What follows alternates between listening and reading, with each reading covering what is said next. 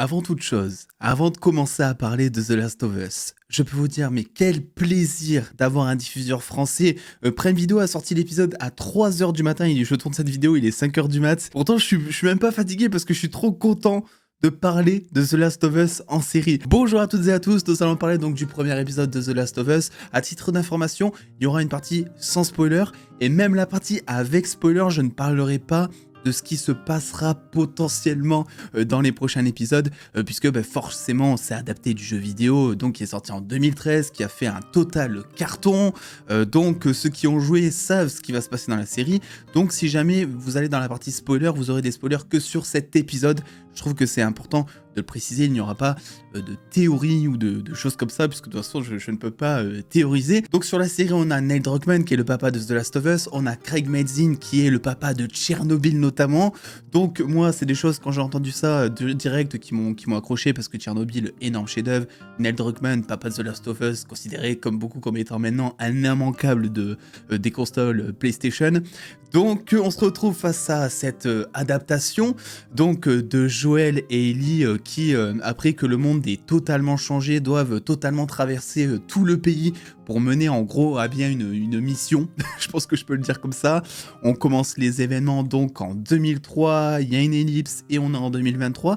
Et donc dans cette partie sans spoiler, déjà ce que j'ai envie de dire forcément, c'est que quand les premiers retours presse, notamment aux States, sont tombés il y a maintenant quelques jours, tout le monde en parlait comme étant la meilleure adaptation vidéoludique, un chef-d'œuvre, tu vois. Et c'est vrai que je me méfie pas mal des States, vous savez, je vous le dis tout le temps, je prends des pincettes parce qu'on a toujours des avis contraires aux States et inversement, c'est assez chelou.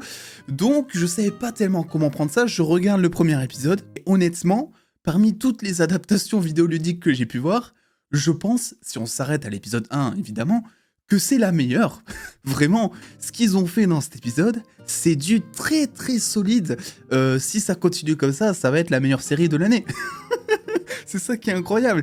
Ils ont adapté le truc quand même, et ça c'est cool, ça veut dire que même quand on connaît par cœur les jeux vidéo, il y a des petites choses qui vont nous surprendre, il y a certaines séquences qui sont inédites, carrément, il y en a d'autres qui ont été déplacées un peu plus avant dans le temps, certains personnages qui apparaissent en avance, d'autres où on s'attarde pas trop à notre grande surprise, ou qui changent de lieu, ou voilà, il y a des petits trucs comme ça, mais les séquences les plus importantes donc de cette intro de jeu, parce que l'épisode 1 qui dure 1 h 20 d'ailleurs, reprend typiquement on va dire une grosse partie en tout cas de l'introduction du jeu.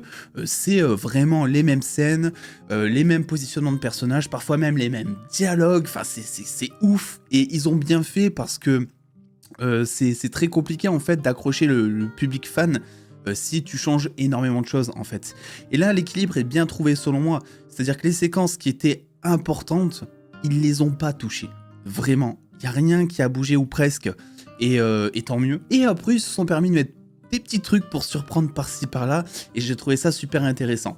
La chose étant aussi que je pense que si vous n'avez pas joué au jeu, ça ne sert plus à rien d'y jouer maintenant, parce que vous allez trouver limite que c'est encore moins immersif que ce premier épisode. L'épisode 1 est très très immersif, tu comprends l'enjeu instantanément, tu t'attaches énormément aux personnages en un claquement de doigts. Voilà, c'est quelque chose que dans le jeu, forcément, ça reste un jeu vidéo, c'est moins réaliste, bien que The Last of Us remasterisé, il y a la critique d'ailleurs qui est dispo sur la chaîne si ça vous intéresse, reste quand même assez réaliste dans son domaine, hein. Mais c'est sûr que si vous n'avez pas joué au jeu et que vous regardez d'abord la série, je pense que vous allez trouver le jeu, enfin pour cet épisode 1 encore une fois, mais inférieur, parce que ça reste le format jeu vidéo quoi. Exemple typique, les zombies dans cet épisode 1 sont juste de simples zombies, ils font, je trouve, beaucoup plus peur que dans le jeu. Dans le jeu, les zombies tout simples, on va dire, bon, c'est les mecs faciles à buter, quoi. Tu sens qu'il faut faire quand même un petit peu attention, etc. Mais voilà, là, dans cet épisode 1, les zombies, ils sont différents par rapport à ce qu'on a l'habitude de voir. C'est-à-dire qu'ils n'ont pas vraiment tout misé pour l'instant sur le look, des prothèses, du visage, etc. Juste à avoir la tête du zombie, c'est pas le truc le plus dégueulasse que t'aurais pu voir en termes de zombies, mais c'est dans leur déplacement, dans leur dynamisme, dans leur mouvement de tête qu'ils vont faire, qui rajoute quelque chose et où t'arrives à rentrer à fond en fait dans le danger du personnage. Donc voilà aussi, il faut que je parle du générique forcément. Bon ça, le générique incroyable, la musique de The Last of Us, un générique en 3D qui fonctionne. Voilà, j'ai rien d'autre à dire de plus. Des changements d'ambiance avant, après, c'est-à-dire qu'au début de l'épisode, sans en dire trop, on est sur quelque chose, on va dire, d'un peu plus coloré. Et ensuite, on arrive sur la vraie ambiance de The Last of Us, plus sombre, plus terne, voilà, plus glauque, en fait, tout simplement. Ce que j'ai bien aimé aussi, c'est qu'il respecte la cinématographie du jeu. Donc, il respecte même pas que les plans ou que l'histoire. Non, il respecte les mouvements de caméra, les gars, ça va jusque-là. Sans en dire trop, il y a un plan séquence dans le jeu, en début de jeu, qui fait partie des, je pense, des séquences les plus marquantes de jeux vidéo. Ils l'ont gardé.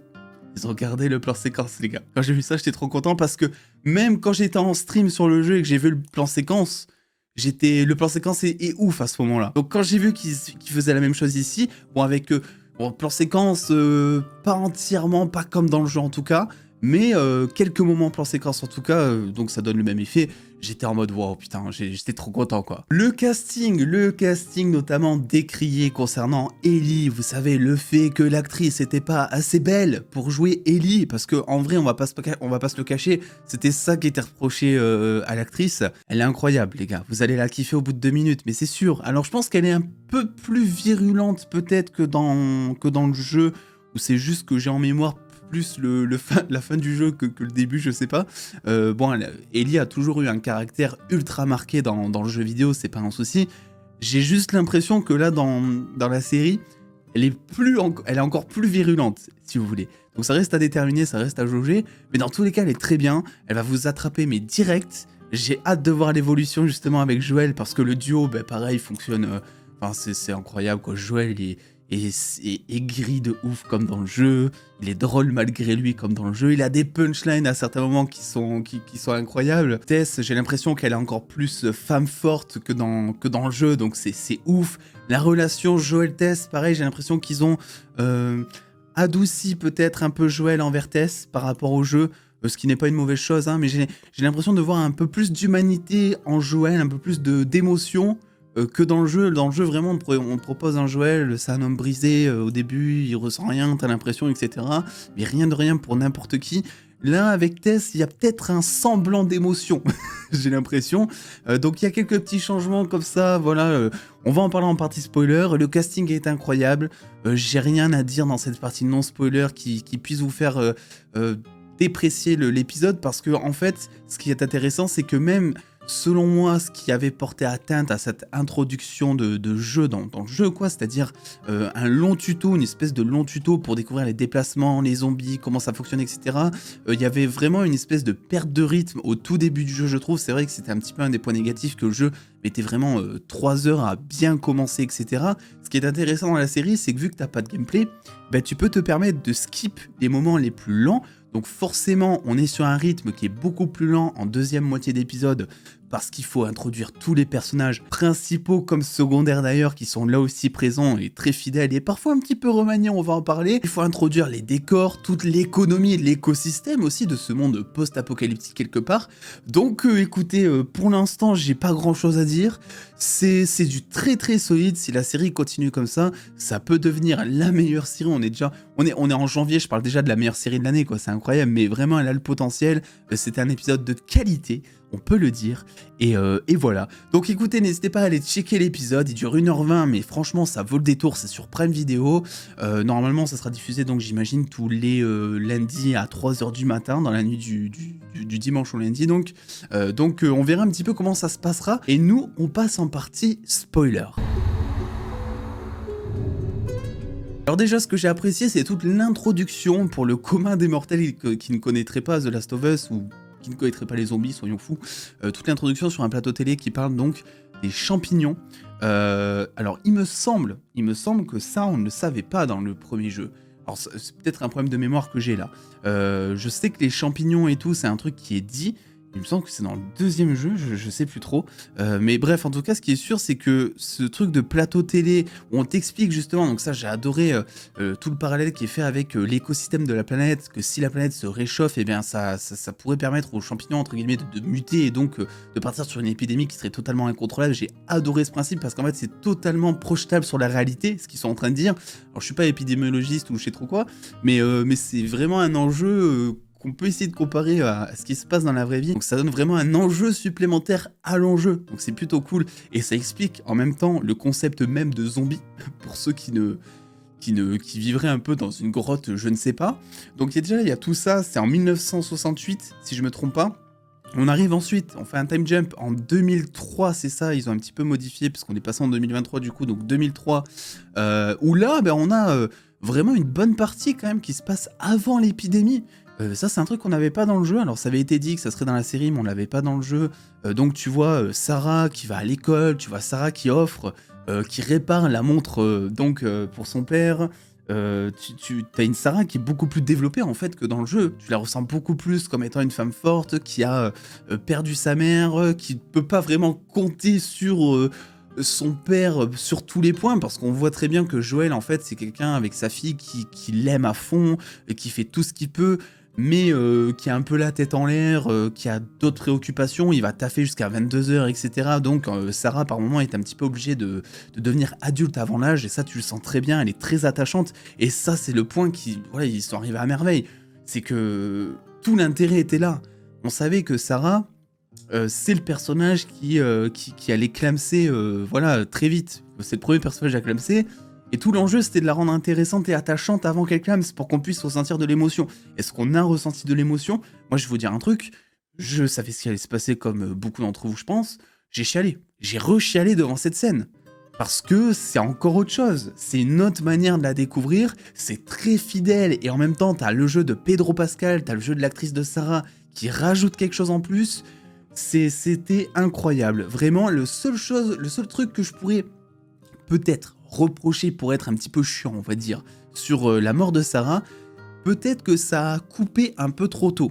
C'est-à-dire que Sarah meurt, t'as à peine le temps de comprendre qu'elle claque, quoi, en gros, et direct tu sautes en 2023. Et t'as une ellipse. Et je trouve ça dommage peut-être de pas avoir laissé un peu plus la caméra sur Joël pour montrer en fait qu'il souffre. Tu le vois juste à peine tenir le cadavre tout frais de quelques secondes de Sarah. Tu le vois un petit peu pas bien, mais tu le vois pas vraiment totalement détruit. Donc peut-être que ça aurait mérité, je sais pas, 10-15 secondes en plus sur la tête de Joël ou un truc comme ça, mais c'est vraiment pour être pointilleux, parce que de toute façon tu comprends très bien avec l'ellipse. Je comprends très bien que Joël, voilà, c'est un homme brisé. Ils te font en plus des parallèles. Alors ça, c'est incroyable quand il défonce le soldat, là, quand il commence à s'échapper. Ils te font un parallèle et tu comprends très vite qu'en fait, il apprend de ses erreurs parce qu'il vit la même scène. Donc, il a vécu avec Sarah, il a vécu avec Ellie. Il y a un soldat qui pointe son arme dessus. Et cette fois, il décide directement d'attaquer au lieu d'essayer d'esquiver. Il a vu que ça fonctionnait pas quand Sarah est morte puisqu'elle s'est pris une balle perdue. Là, il décide d'aller de l'avant carrément. Et quand il le frappe, tu vois qu'il a la haine, tu vois que dans sa tête à ce moment-là, il voit pas le soldat qu'il est en train de tuer, il voit le soldat en fait qui a tiré sur Ellie, quoi, tu vois. Donc c'est fou, et Pedro Pascal est incroyable dans ce rôle. Voilà, je ne fais que parler. Ça vous dit, voilà, je suis hypé, mon débit est incroyable, donc il est 5h du matin. N'oubliez pas, quand je tourne, j'ai pas dormi depuis je sais pas combien de temps, et j'arrive à parler comme ça. C'est pour vous dire, quoi, que l'épisode m'a scotché. La petite chose aussi qu'ils ont changé, c'est toute la séquence donc chez la voisine. Le chien qui m'a fait trop mal au cœur, parce que tu t'attaches encore plus à ce chien-là, parce qu'il me semble, je suis pas sûr, mais il me semble que dans le jeu, c'est un voisin zombie qui rentre directement chez Joël. Joël le bute. Alors que là, c'est l'inverse, c'est Ellie qui sort et il récupère, je crois, Ellie sur le trottoir et le voisin se fait buter, on va dire, sur le trottoir, en gros. Pareil, tu vois la grand-mère qui s'est transformée en fond, elle reste dans le flou, tu la vois pas, tu sais, tu devines qu'elle s'est transformée. Après, tu vois le chien qui est assis devant elle et tout. Tu sais, le chien qui se dit... elle est bizarre, il y a un truc qui va pas chez elle, je crois qu'elle s'est transformée et tout. Putain, t'as envie de dire à Sarah, prends le chien avec toi et tout. En plus, elle le prend et tout, le chien, ensuite, elle veut le ramener chez lui parce qu'il a peur, et t'es là en mode non, là, t'es en train de l'emmener vers la mort, faut pas faire ça et tout, tu vois. T'étais à fond à ce point, quoi. Donc cette adaptation, j'ai bien aimé aussi. Alors Robert, j'étais étonné parce que c'est vrai que Robert, donc, dans le jeu, il y a vraiment toute une séquence où tu chasses Robert, en fait. Et alors je sais plus comment il meurt, il meurt vraiment comme une merde dans le jeu de mémoire, bah là aussi, hein, mais vraiment, il meurt dans un autre endroit, j'ai l'impression, dans la série, parce que dans le jeu, il est mort à l'extérieur, il me semble, dans une allée, si je me rappelle bien, où vraiment tu te fights avec ces hommes un petit peu avant, etc., derrière des caisses, donc t'as vraiment tout un parcours. Là, vraiment, ils ont pas fait traîner les choses, pour le coup, c'est là aussi où je vous disais que Ils ont skippé les tutos parce que clairement cette phase de fight dans le jeu c'était un tuto pour apprendre à se battre, la discrétion, etc. Donc voilà, Robert ils l'ont fait crever comme ça, mais on s'en fout, c'est un personnage secondaire, c'était juste pour marquer l'enjeu et la personnalité de Tess aussi avec Joël. Tess qui est incroyable et et voilà, il y a aussi un passage où t'as beaucoup plus de développement autour de la vie de Caen, si je peux appeler ça comme ça. Donc tu visites un peu plus tout l'écosystème, donc cette dictature de cette nouvelle politique, en fait, tu visites un peu plus les lieux, les soldats, le boulot de Joël, ce qu'il fait, voilà, où il doit jeter le corps d'une gosse qu'on venait de voir précédemment donc dans le feu pour la brûler, parce qu'elle était donc positive au virus en gros. Redécouvre l'histoire quelque part, on se pose des questions, où est-ce que c'est dans la timeline, etc. Donc ça marche plutôt bien. Le duo Joël-Ellie, bah écoutez, pour l'instant Joël parle pas trop à Ellie, c'est plus Tess qui s'en occupe, donc c'est normal dans tous les cas. Mais Joël qui fait les grilles quoi. Le duo va être incroyable. Ça va être, je pense que ça peut être encore plus incroyable que le jeu là pour le coup, parce que Ellie est très viscérale hein, dans cette série. Joël, vraiment, il est parfait. Ses punchlines sont parfaits, tout est parfait. Pedro Pascal est parfait. Voilà, et pareil pour la direction artistique. Mais c'était, franchement, c'est compliqué d'être aussi fidèle, moi je trouve, à cette échelle-là, par rapport au jeu. Genre à la fin avec les gros buildings, c'est le même plan. C'est le plan avec les gros buildings, t'en as un qui est tombé sur l'autre, etc. Voilà, je dis rien pour ceux qui n'ont pas fait le jeu, mais s'ils reprennent ce qu'il y a dans le jeu avec ces buildings, ça va être très intéressant le prochain épisode. Et ouais, tout le côté où la nature a repris ses droits, le lierre qui monte sur les poteaux, sur les immeubles et tout, franchement, c'est magnifique, c'est parfait, c'est ultra réaliste, les effets spéciaux sont super bien faits. Franchement, je pensais pas être aussi choqué que ça. Ouais, je me doutais que ça allait être très bien, parce que bon, t'as le papa de The Last of Us dessus, t'as le mec qui a fait Tchernobyl, t'as un casting de malade mental, un gros budget aussi. De mémoire, on est entre 10 et 15 millions par épisode, si je me rappelle bien, donc plus que Game of Thrones. Je m'attendais à ce qu'on ait quelque chose de qualité, puisque le matériel original est de qualité aussi. Mais là, vraiment, je suis un petit peu sur le cul de tout ce qu'il y a eu. Donc j'ai très très hâte. Je pense que le lundi, je vais l'attendre énormément. J'ai déjà hâte du prochain épisode, alors que pourtant, je connais l'histoire, quoi. C'est ça qui est fou. Bref, écoutez, pour l'instant, un premier épisode, en tout cas, très très solide. Faut pas non plus crier victoire. Il reste pas mal d'épisodes encore, on verra ce qu'ils vont nous faire. Mais pour l'instant, ça annonce du très très lourd, c'est très prometteur.